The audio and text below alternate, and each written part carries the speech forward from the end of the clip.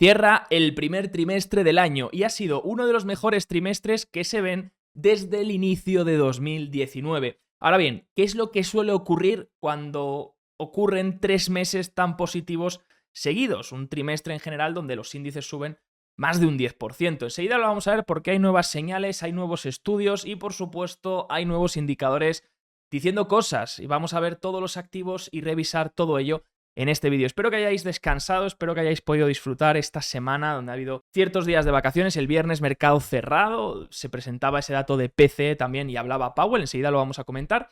Espero que hayáis podido disfrutar un poco con vuestra familia y tener unos buenos días. Yo vengo aquí de un atasco de 7 horas, espero que no os hayáis comido algo similar, pero bueno, aquí estamos con el análisis como todas las semanas, no podía fallar aunque esté reventado. Así que si te gustan, si te aporta algo de valor este análisis, por favor, no olvides apoyarlo con un buen like y suscribirte si aún no lo estás. Arrancamos con el mapa de los últimos 5 días, bueno, viernes cerrado, por lo tanto hasta el jueves, y lo que vemos es algo particular y es que las magníficas siguen perdiendo fuerza relativa. Algo que si venís viendo los últimos informes de mercado estábamos viendo. Poco a poco las magníficas van perdiendo un poco de fuerza, no suben tanto como subían antes, vemos que en verde solo está Amazon y Google, mientras que Meta, Nvidia, Microsoft más o menos pierden algo de fuerza relativa, pero eso se va trasladando hacia el resto de componentes, donde tenemos que destacar, por supuesto, energía. La subidón que está pegando energía, que está volviendo a traccionar. Esto ya lo venimos viendo desde hace unas cuantas semanas, pero bueno, sigue con mucha fuerza y de hecho cerca de romper máximos históricos. De hecho, os voy a poner un gráfico que me he olvidado de sacar, pero es el gráfico del sector. Como veis, sobre todo en la parte baja, a mí me gusta mirar la fuerza relativa con respecto al SP500 y vemos que la fuerza relativa ha apoyado en un nivel muy importante para continuar con esa tendencia. Como vemos, mid caps, small caps son las que ganan fortaleza esta semana, pierden las grandes, las large caps. Termina el primer trimestre y ¿qué es lo que suele ocurrir cuando subes tanto un trimestre? ¿Al día siguiente te metes una leche o la semana siguiente te metes una leche?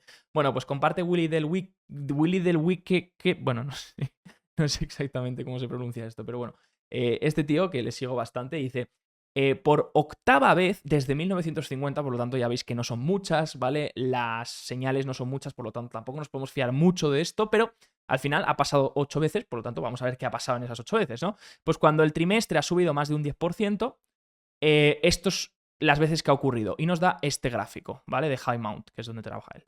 Y vemos que, pues, ocurrió aquí, ocurrió aquí, ocurrió aquí, ocurrió aquí, ocurrió aquí, aquí y aquí. Y sí, en algunas ocasiones ha venido algún tipo de retroceso, ¿vale? Tarde o temprano, algún tipo de pauta correctiva o pullback, pero en general ocurren dentro de una tendencia mayor a largo plazo, una tendencia secular a largo plazo, por así decirlo y definirlo, ¿no? Entonces, esta señal que hemos tenido en el primer trimestre del año, puede que venga una corrección, por supuesto, nadie dice que no, pero son señales que tienden a ocurrir en mercados seculares alcistas. Por lo tanto, no deja de ser interesante esta señal y esta subida que ha habido en el primer trimestre del año. Si os fijáis, aquí luego he sacado la tabla donde se ve desde 1961 hasta 2024 las ocasiones en las que esto ha ocurrido y como vemos aquí los retornos. Retornos en el Q2, retornos en los últimos 9 meses y retornos en el año completo. Y como vemos, esto estaría cogiendo los mejores Q1s cuando el Q1 ha subido más de un 10%, ¿vale? Cuando el primer trimestre ha subido más de un 10%. ¿Qué ocurre en el Q2? Bueno, pues en algunas ocasiones has tenido correcciones, ¿vale? De hasta el 3%, en el 61, en el 2012 y en el 91. En el resto, pues no. Ahora vamos a hablar incluso de abril, ¿vale? Que ahí es donde yo veo un poquito más de debilidad en el mercado en general y en la macro, por temas más de liquidez y temas más macroeconómicos, pero el Q2, pues como vemos, algo más de debilidad, pero luego te deja la puerta abierta hacia últimos 9 meses, siguientes 9 meses, disculpar, prácticamente todo en positivo, con subidas incluso en algunas de doble dígito, y todo el año subidas impresionantes, incluso no hay ni un solo año en negativo, ¿vale? ¿Por qué? Pues porque, por ejemplo, en el 87, que finaliza los últimos 9 meses con una caída del 15, había subido previamente un 20, ¿vale? Incluso cierra el año en positivo. Lo que invita, pues bueno, a ser optimistas en el largo plazo, pero no olvidar que el Q2 o el Q3 incluso podrían venir con algo de debilidad, ¿vale? No olvidemos eso. Obviamente las cosas no suben en línea recta, ¿vale? Tenéis ahí el gráfico azul. Veis que si subiese en línea recta, estuviese hecho así. Y no, como vemos, en algunos momentos se aleja, en otros vuelve a retroceder, en otros vuelve a alejarse, en otros vuelve a retroceder. Al final es una regresión a la media, ¿no? Fijaros que os comentaba antes que se están acumulando días de distribución. Esto es lo único que no me gusta. Hay dos cosas que no me gustan nada, que vamos a comentar, que es por un lado los días de distribución y por otro lado el dólar. Y enseguida os voy a enseñar el por qué. Y los días de distribución contrastan con unas señales del resto de indicadores que son muy positivas. Entonces, por un lado, en el precio tenemos distribución, tenemos venta en los índices, pero por el otro lado, los indicadores de amplitud y de participación y de riesgo están mostrando todo bastante positivo. ¿Qué puede estar pasando?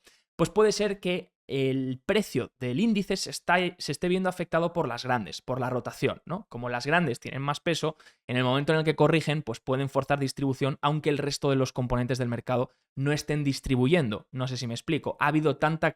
Normalmente los índices te sirven mucho para medir esa distribución, esa venta. Lo que pasa que como el índice SP500 tiene ahora mismo más de un 30% de su peso en las magníficas, o en el top 10, mejor dicho, el top 10 componentes, pues entonces está muy sesgado o muy ligado a lo que hagan estos top 10 componentes, porque tiene un peso que no veíamos desde la década de los 70.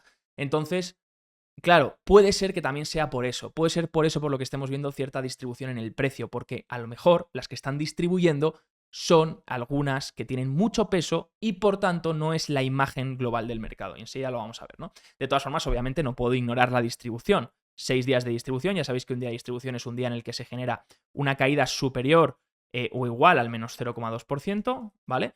Y con un volumen superior al volumen del día anterior. Tiene que tener un volumen, o sea, es una condición también, tiene que haber un volumen superior al del día anterior. Aquí tenéis marcado en D los días de distribución. Fijaros que aquí había una zona de resistencia muy importante, que aquí es donde fuimos a visitar la media de 21 sesiones y decíamos este es un nivel de apoyo muy importante, porque aquí en cuanto tocábamos esta parte alta distribuía el índice. Distribución, distribución, distribución, distribución, ¿vale? Que viene a ser venta. Y aquí vimos un rebote en la media de 21 sesiones que funcionó muy bien y rápidamente, que fue tras la reunión de Powell, ¿vale? Un Powell bastante más dovish que lo que se esperaba, bastante más complaciente de lo que se esperaba, y disparó el índice otra vez a la parte alta del canal. Como hemos tocado la parte alta del canal. Y aquí hemos vuelto a buscar resistencia, que fue el jueves de la semana anterior, desde entonces corrigiendo un poquito. Sí que es verdad que se marcó distribución este día también, lo que hace que lleve el contador a 6 días, pero aguantó bien el índice en este nivel, que es la resistencia que se rompió de la semana anterior, y otra vez volví a intentar el máximo, rechazando un poco la vela y cerrando otra vez a la baja. Entonces tenemos claramente una zona de resistencia aquí en los 5.264 y una zona de soporte en los 5.184, pero que podrían ser un poco más elevados en los 5.200. Entonces, entre los 5.200 y los 5.184 hay un soporte muy importante. Aquí lo que tenemos es la amplitud, ¿vale? Aquí tenemos porcentaje de empresas por encima de la media de 20 sesiones, porcentaje de empresas por encima de la media de 50 y porcentaje de empresas por encima de la media de 200. Esto todo en el SP500, ¿vale? El porcentaje de empresas que está por encima de esas medias en el índice. Y vemos que el porcentaje de empresas por encima de la media de 20, que es una media a corto plazo, no terminaba de romper esta tendencia. Seguía siendo alcista, seguía siendo mejorando una amplitud, ¿vale? Obviamente con sus vaivenes, pero mejorando la amplitud. Entonces, si esto se perdía, sí que sería una señal preocupante, pero vimos que justamente este nivel actuó de apoyo y volvió a recuperar. Entonces, por ahora, lo que me está mostrando la amplitud es muy buen comportamiento. De hecho, el porcentaje de empresas por encima de su media de 200 ha llegado al 85%, ¿vale? Es un nuevo máximo, es un nuevo máximo. Entonces, por eso os digo que hay diferencias entre lo que está diciendo el precio del índice y lo que están diciendo el fondo del índice. Y de hecho esto se ve muy bien con otro índice. Un índice en el que soy bastante más alcista que el SP500. Y este es el RSP.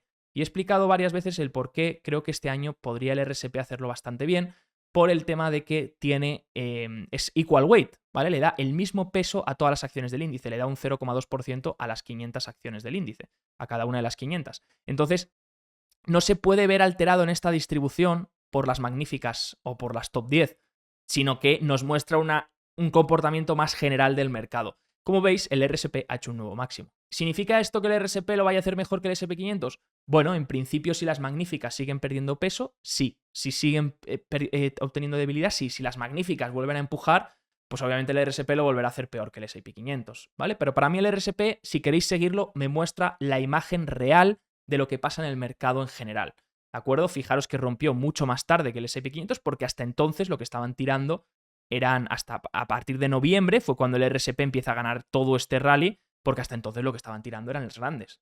Y desde noviembre fue cuando ese rally empezó a trasladarse al resto de componentes, ¿no? Desde noviembre del año pasado. Entonces, para mí RSP muestra una imagen mucho más clara del mercado en general. En Nasdaq Composite, ojo, porque este lleva ya 7 días de distribución, por eso os digo que es curioso, ¿no? Lo que se esté distribuyendo en los índices es algo que tenemos que vigilar, ¿vale? Si se acumulase esta semana 2 días más de distribución sería bastante peligroso o podría significar que pronto viésemos algún tipo de pullback, ¿vale? Energía versus SP500, ¿vale? Fijaros la energía que sigue ganando terreno. Os decía, ojo la energía que está beneficiándose de esta rotación. Vemos que contra el Nasdaq, el ratio, ¿vale? Ratio del XLE, sector energético contra SP500, ha hecho un nuevo máximo.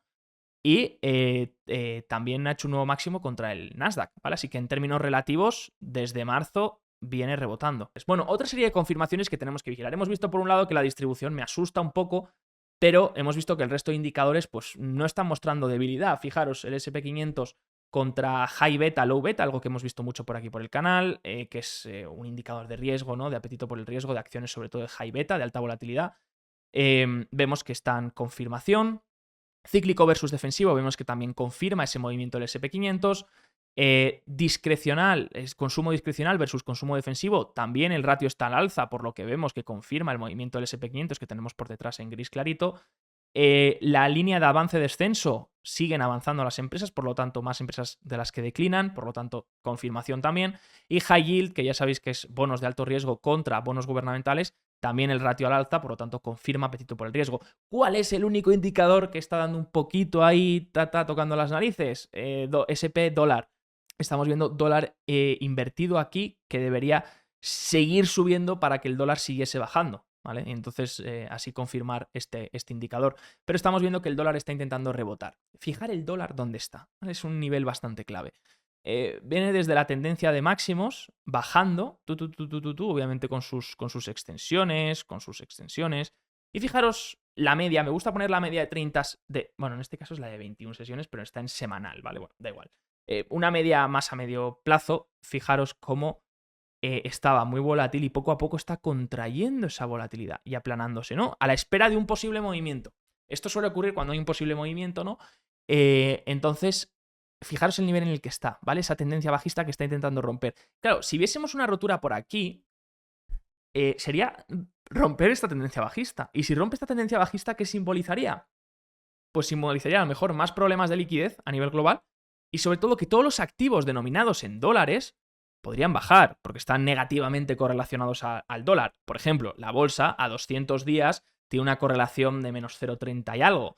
Vamos a decir, pues no significa que la bolsa vaya a bajar como tal, como si fuese una correlación de menos 1, perfecta, inversa, pero sí que es verdad que un dólar subiendo no le beneficia. Igual que no le beneficia al oro, igual que no le beneficia al Bitcoin. Entonces es curioso porque Bitcoin, bolsas y oro están en máximos históricos con el dólar intentando hacer un movimiento que sería un movimiento bastante duro en este sentido si ocurre. Entonces, esto yo creo que es lo más importante a vigilar en el próximo mes de abril. ¿Por qué? Porque van a pasar muchas cosas. En el mes de abril a nivel de liquidez global posiblemente haya algún tipo de reducción por el tema de la TGA. ¿Vale? Ya sabéis que la TGA es la cuenta del tesoro, se está rellenando porque hay pago de impuestos, ¿vale? Entonces la TGA sube, la cuenta del tesoro sube y aquí ya depende de si gasta más de lo que entra. Entonces si gastase muchísimo el tesoro, pues entonces saldría más liquidez al sistema de la que entra otra vez a sus cuentas. Pero vamos, en principio la TGA debería rellenarse por pago de impuestos. Luego tenemos otro tema y es Japón subiendo tipos de interés, por supuesto. Y pues vamos a ver cómo todo... Y el RRP, ¿vale? El RRP que ya prácticamente se ha drenado por completo o está reduciendo la velocidad de drenaje, por lo tanto es menos liquidez que entra al sistema, ¿no? Entonces abril, por supuesto, es un mes que no va a ser tan fácil como enero y febrero, pero es un mes que, bueno, que no tiene por qué las bolsas corregir, pero que sepamos que es un mes un poquito más importante, ¿vale? Sobre todo por ese tema del TGA. De hecho, ya hubo venta, uno de los días de distribución que hubo aquí del SP500 fue también por el tema de la venta de fondos de pensiones, ¿vale? Para todo el tema de pago de impuestos y más. Entonces, bueno, tengámoslo en cuenta que es importante. Entonces, si viésemos subir el dólar, pues sería una señal negativa, ¿vale? Entonces, estoy muy pendiente de esta señal para tenerla en consideración, ¿vale? Eso no significa que todavía no da señal de peligro, pero si empezase a romper esto y liberase por encima de los 105,13, 105,5 el dólar, index, ¿vale? El DXY, pues entonces que tengamos cuidado, ¿vale? Fijaros por qué es importante el dólar. Este gráfico es lo vi de Alem Sadek, ¿vale? Brutal este gráfico, me parece increíble. Fijaros, tenemos Bitcoin arriba, Nasdaq en el medio, índice dólar, en la parte baja, en rojo. Lo que vemos del índice dólar es que cuando hace techo, no tiene por qué ser en máximos, pero hace un techo y se gira, fijaros el movimiento que desencadena. Desencadena una caída, el índice dólar, por supuesto, y fijaros el movimiento que desencadena en el resto de índices. Bitcoin, rotura de base justo y pedazo de rally. Nasdaq, rotura de base y pedazo de rally, justo cuando el dólar se empieza a meter en una tendencia bajista. Lo mismo aquí, en 2017. Nasdaq, dólar se gira, Nasdaq, rotura de rally. Bitcoin, rotura de rally. Nos vamos otra vez hacia 2020, dólar cae fuertemente, Nasdaq, rotura de base, rally impresionante. Bitcoin, lo mismo, rally impresionante, viniendo incluso desde abajo, ¿vale? Porque veníamos de la caída del COVID. Y ahora, desde que el dólar se ha girado en máximos, ¿vale? Desde que hizo techo en 2022, haciendo suelo el Nasdaq, haciendo suelo el Bitcoin, y ahora la confirmación necesaria, dice Almzadek, para que el rally del Nasdaq y del Bitcoin se produzca, para que tengamos una rotura de base brutal, obviamente no hasta estos niveles, ¿vale? Pero bueno, me habéis entendido. Pero es que hubiese otra pata bajista en el dólar, ¿vale? Entonces, por eso este nivel es muy importante, porque si rompe, no se produciría esto. No quiere decir que el Nasdaq y el Bitcoin no vayan a romper máximos, o sea, no vayan a continuar una extensión de máximos, disculpa, porque ya han roto máximos, pero no vayan a continuar esa extensión de máximos, sino que obviamente sería más complicado. Lo ideal aquí sería que si el dólar rechaza este nivel y empieza a bajar otra vez, pues entonces sería lo ideal para el Nasdaq y el Bitcoin, para continuar con ese rally y esa rotura de base. Entonces, muy importante el dólar porque va a marcar mucho el camino en los próximos meses, ¿vale? Así que yo lo vigilaría muy de cerca, el índice dólar, por si os sirve. Por supuesto, esta tabla me ha gustado mucho, del COMEX. Dice, los tipos de interés, cuando hay recortes en tipos de interés, que en principio la Fed dice que va a recortar este año, bueno, posiblemente sí, pero va a hacer menos recortes de lo que espera, o casi uno o máximo dos de lo que espera el mercado.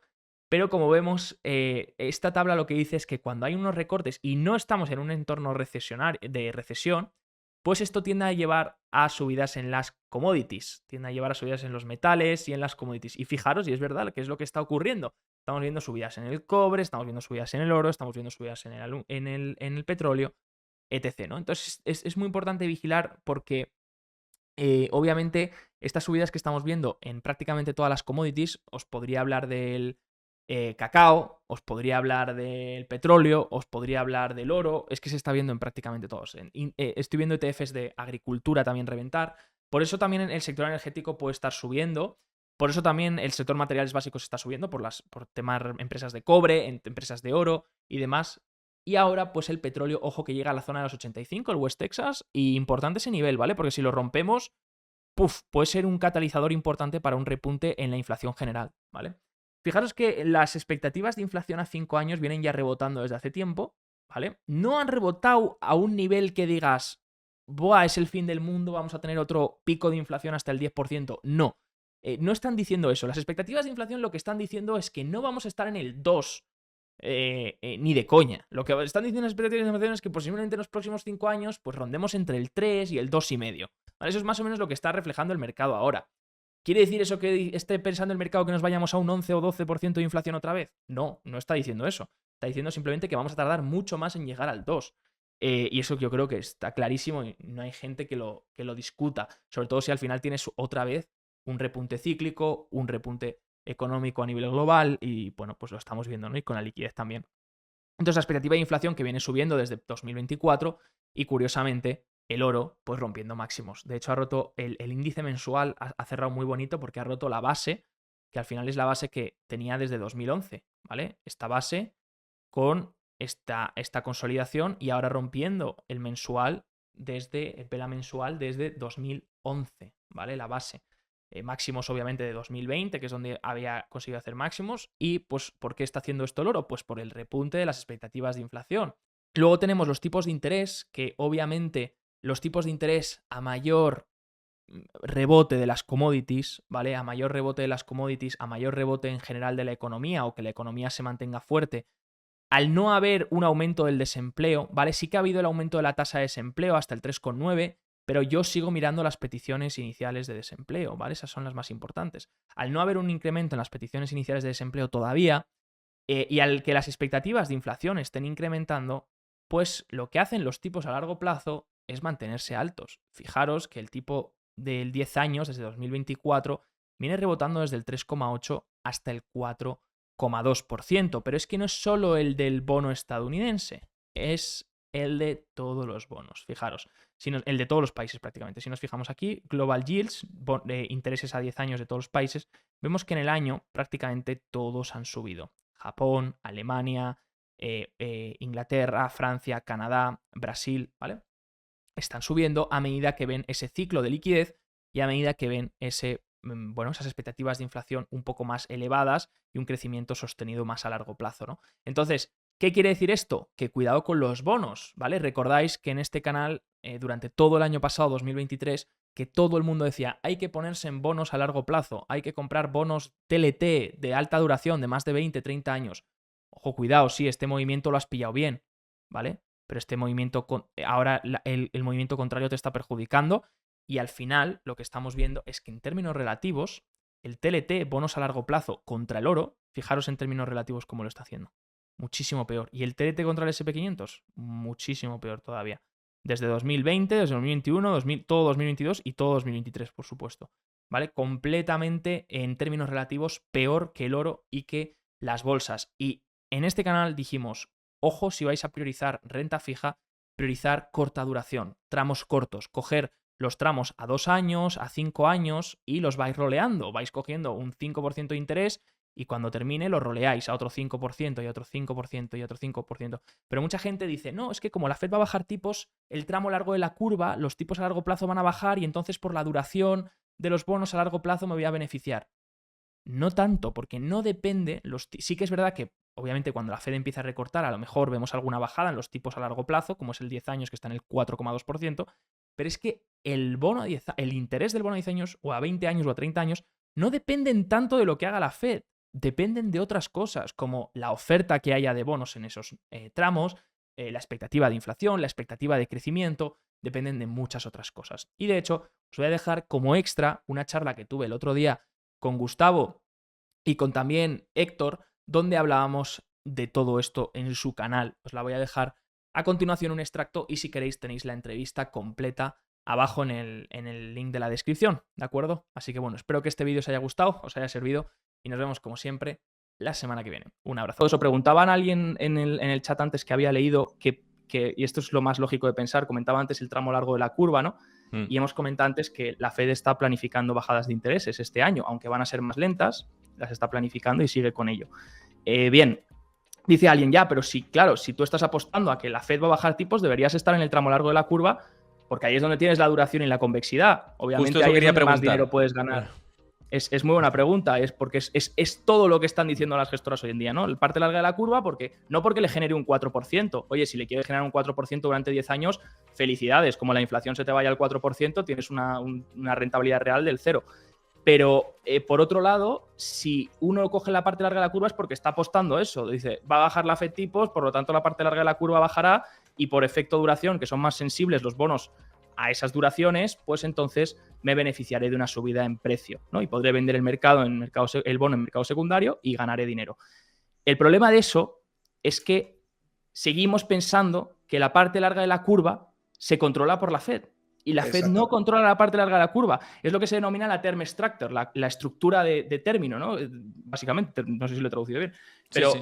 Esa teoría la que dice es que si los tipos overnight, los tipos por la noche, están a una tasa, o los que controla la Reserva Federal, si tú roleas eso en el tiempo y te vas a vencimientos más lejanos, ¿a cuánto tendría que estar la tasa, ¿no? Y tiene que ser perfecto. Eso no, está demostrado que no funciona. Está demostrado que la parte larga de la curva, la Reserva Federal no tiene ningún tipo de control. No con sus tipos de interés la mueve. Se mueve por emisión de bonos, se mueve por expectativas de inflación, expectativas de crecimiento, por los agentes económicos. Entonces, te puedes topar el caso en el que baje, como dice Gus, los tipos a corto plazo y ahí sí que le ganes pasta, aunque tengas menor duración, pero la parte larga se te quede todavía, que no digo que no vaya a bajar un poco, pero que no se te vaya al 2% a lo mejor. Se te vuelva a poner la curva completamente...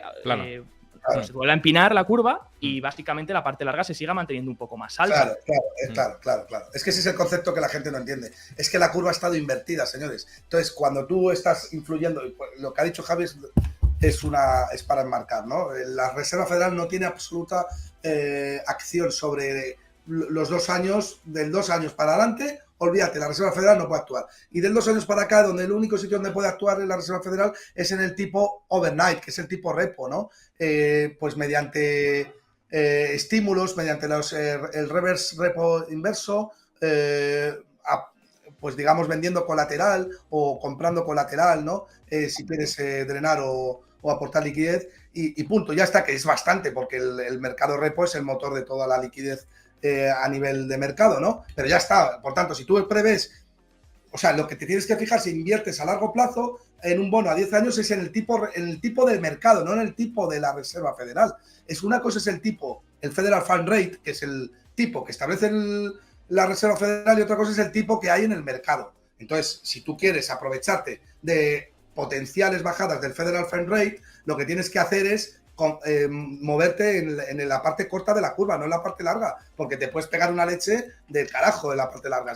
Es cierto que hay más sensibilidad del tipo de interés al precio cuanto más duración tiene un activo, normal, es normal, porque es el coste de oportunidad de la iliquidez, pero es que no solamente influye, lo que menos influye en la parte larga de la curva es el Federal Fund Rate, que es por lo que tú estás apostando. Si tú estás apostando por la Fed, entonces ¿cómo coño te vas a mover en la parte larga de la curva donde la Fed no tiene nada que ver? Es que claro, mismamente es lo que que no decía antes, Javi, ¿no? Que, claro, no iba a decir que mismamente cómo estén ancladas las expectativas de inflación a largo plazo es un factor fundamental y casi lo que ha movido los bonos de larguísimo plazo en los últimos tiempos. Vamos, es que el inversor de renta fija estaba puesto ahí, ¿no? Expectativas de inflación. Y con proyección de mayor oferta. Si tú tienes una proyección de mayor oferta, vas a exigir un mayor term premia. Yo no me voy a exponer en bonos a largo plazo con un riesgo de iliquidez y un riesgo de recibir el principal en 10 años cuando tengo un riesgo también de inflación. No voy a exigir un 5%, un 4%, puedo exigir un 4,3, un 4,5 y de ahí que aquí explica muchas cosas, porque de ahí que el tesoro estadounidense haya realizado un control de la curva encubierto con los QRAs. Es el tesoro el que ha ido controlando la curva. Se acojonaron en el verano pasado, bueno, finales del año pasado, cuando los tipos de interés iban al 5%.